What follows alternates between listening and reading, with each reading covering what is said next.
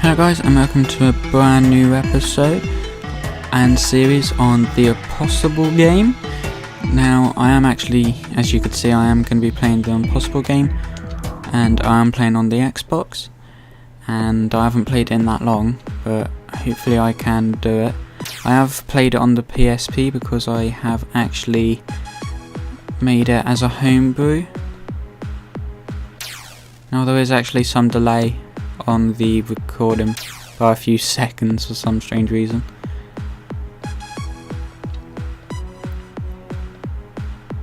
And I was watching the recording screen instead of the actual TV. Ah, so close.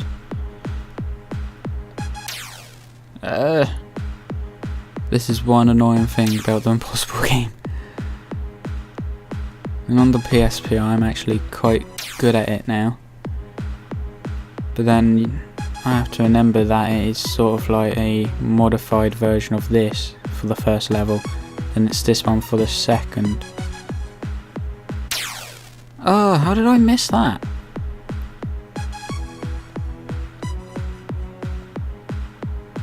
If I was able to get up the rest, then surely I was able to get up that one, like that.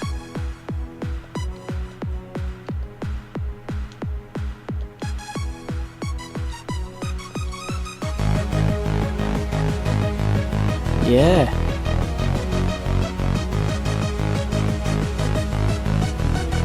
Now I do believe that there's another spike here. Ah! Wow, I got so far. So I do quite like the tunes which are actually included in the game. They're actually quite nice. Now I could go into practice mode, but that ain't really that good. Because I want to record me playing the game.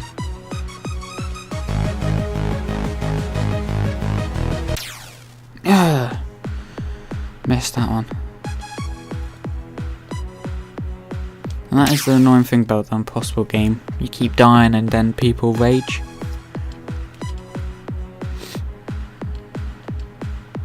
But it's actually quite a fun game once you get used to it. You know, I have been playing it quite a long time. I mean, my friend first got it, and when I went round his house one time, he started to show me what it was and how to play. And then I decided to get it on Xbox for myself. And then because I recently cracked my PSP so I could run homebrews, and I was playing this on my PSP. And the other night I accidentally bricked it because I was trying to update it to Pro C2 or something, and it was on Pro B.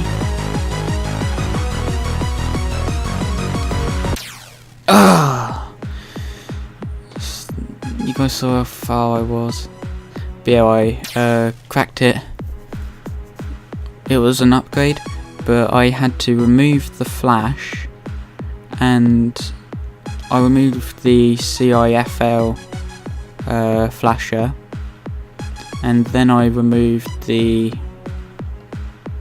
update for the jailbreak, so it was back to version 6.60. But then I done fast recovery to try and recover it, and it actually bricked my PSP. But I actually managed to sort it out after like 3 hours. They said that I had to use the Pandora battery because I have the original PSP 1000 series, and I try either to get into the recovery or a Pandora battery. I wasn't able to get into the recovery, but then I watched another video, and like 2 hours in trying to create a magic memory stick, and I then watched a video and he turned the PSP on and it had the green light, which was what my PSP was doing, but with no display. So he then waited for it to turn off after 30 seconds, and then he pressed and held the home button and then turned the PSP on, and within 2 seconds it turned itself off. But if you press and hold the home button and then turn it on again, it would then turn on, but it's a temporary fix until you turn it off fully. And I then took advantage of that, so I upgraded the crack, so it's now running on Pro C2 or something, which is quite good. Got a SNES emulator on it for my dad, because he quite loves playing Super Nintendo. We have a Super Nintendo original downstairs in the garage somewhere, and he used to play that when he was growing up. But now, because technology is more advanced, the component cables are being used up by the Wii, and it's so big that it won't actually fit downstairs on the table. So I was thinking of like maybe in a few years time surprise him by making him a small PC just with a SNES emulator, so you could play all of the original games. Because he has a few cartridges, but the rest are all on floppy. He has like 2 shoeboxes full of floppies for the SNES, but he says that some of them aren't games, some of them are just for the computer. But I haven't had the box in a few years, and I have a floppy USB drive reader because a family friend gave it to me along with some dead hard drives, and a motherboard with a AMD CPU in, which turns on for a few seconds, beeps, then turns off.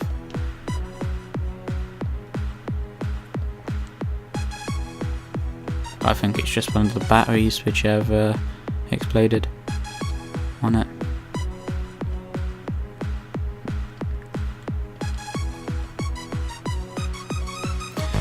That's the thing with the Impossible game, you get to a certain point and then you find it hard. Like, I jumped but it didn't actually recognise it. Now that is called latency, guys.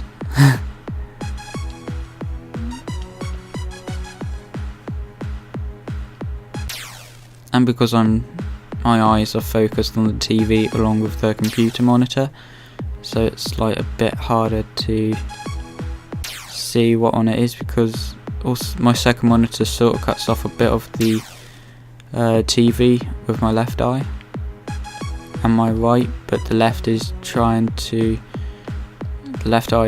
make it look like it's further in than it actually is. So I have to try and concentrate on my right eye, and that's a bit hard, especially with the movement. It gets a bit fuzzy.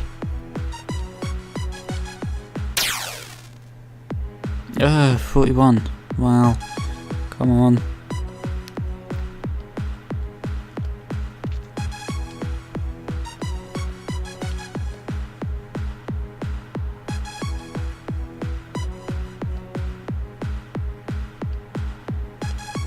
I mean, hopefully I will be making some walkthroughs, because I'm currently playing on the Xbox 360.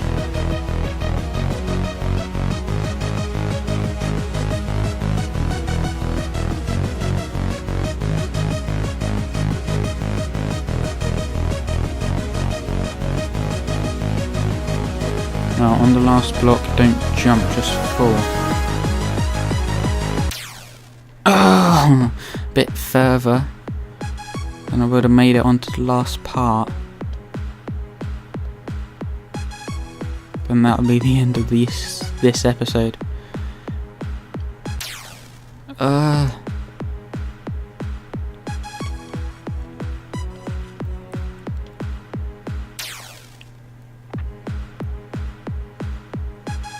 Now I do have quite a few other games on the Xbox which are on the hard drive, like Hexic, but that's pre-installed.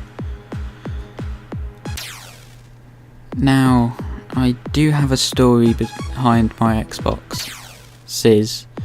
I got the Xbox Premium. I believe that one's the 20 gig hard drive one included, and I got Halo 3 along with Call of Duty Grand Theft Auto 4 included with it. And then like 3 years ago it got three red rings on it, and so I literally had a panic attack when I put Halo in and Reach and got 3 red rings. Bearing in mind I don't use Xbox Live or anything, so it had the original firmware on it.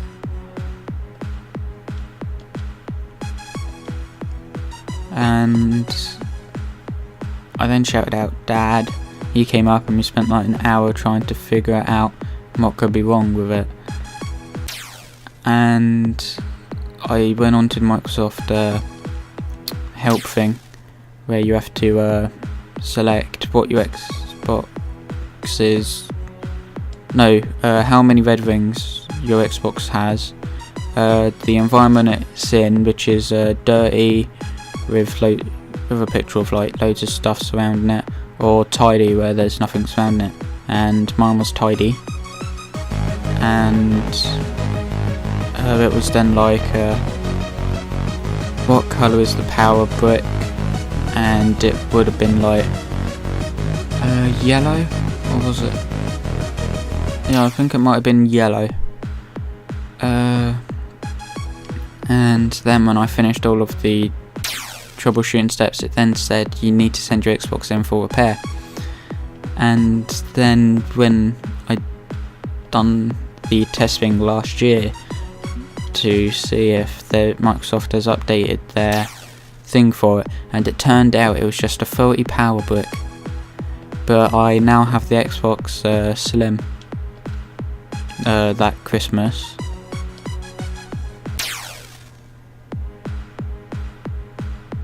I don't know how people could actually rage at this game. Yeah, I used to rage quite a bit at this game, but then I'm sort of used to it.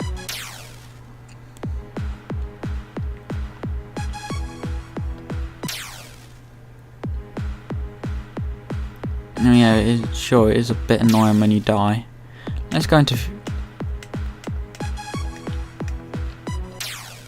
Is it X? Or is it B? Y? There we go. Practice mode. This could actually... I could do this to show you guys...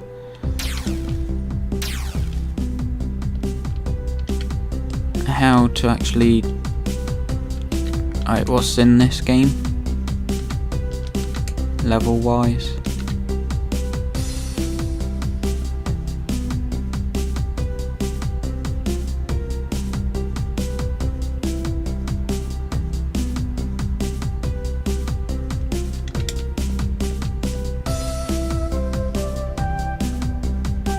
The tune is actually quite nice.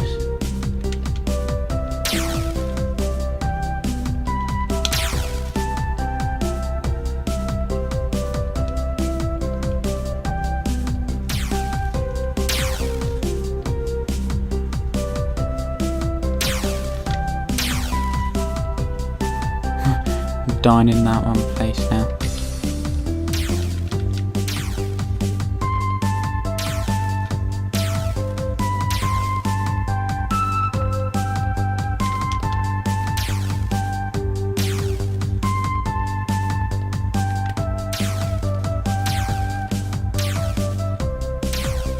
Come on, jump.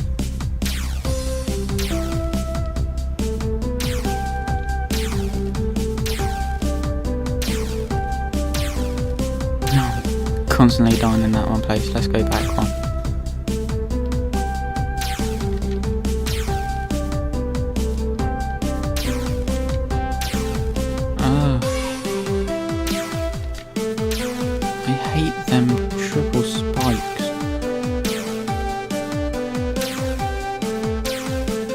these double ones now.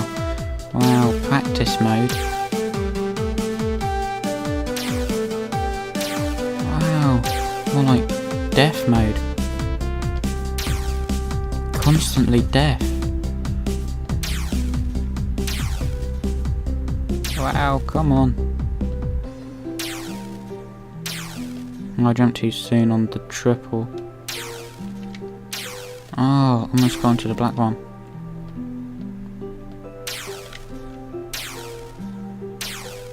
No, I won't be able to make that jump.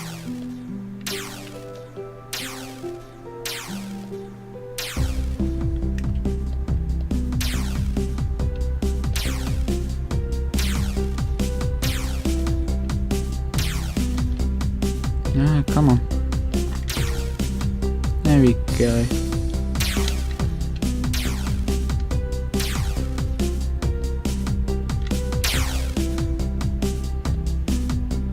Yay!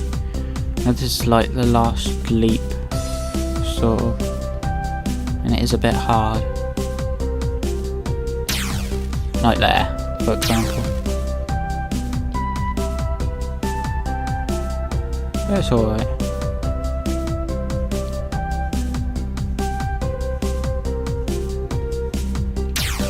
You will get used to like them leap parts, but you have to like not jump and stay like that one.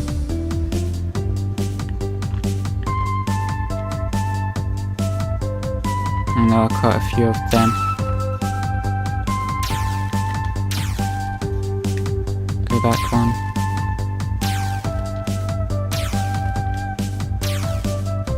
Come on, jump.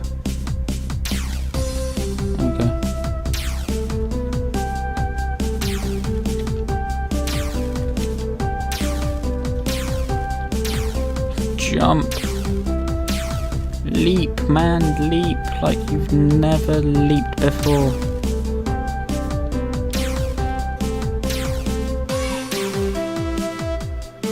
Jump, stop.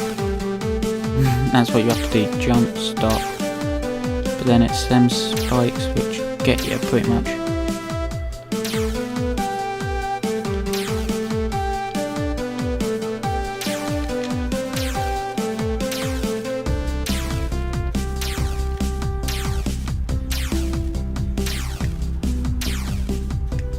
Come on, go back.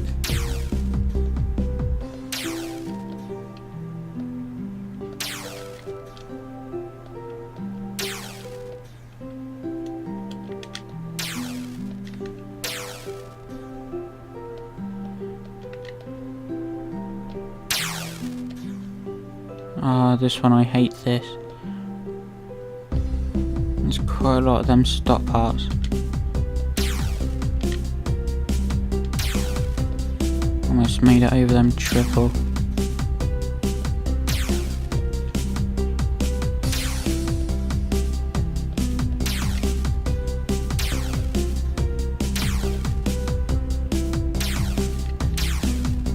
Oh, seriously.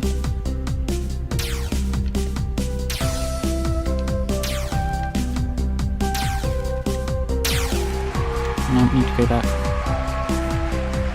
Huh, okay. Well, that's it though. Alright, thanks for watching guys, and I'll see you in the next one. Peace.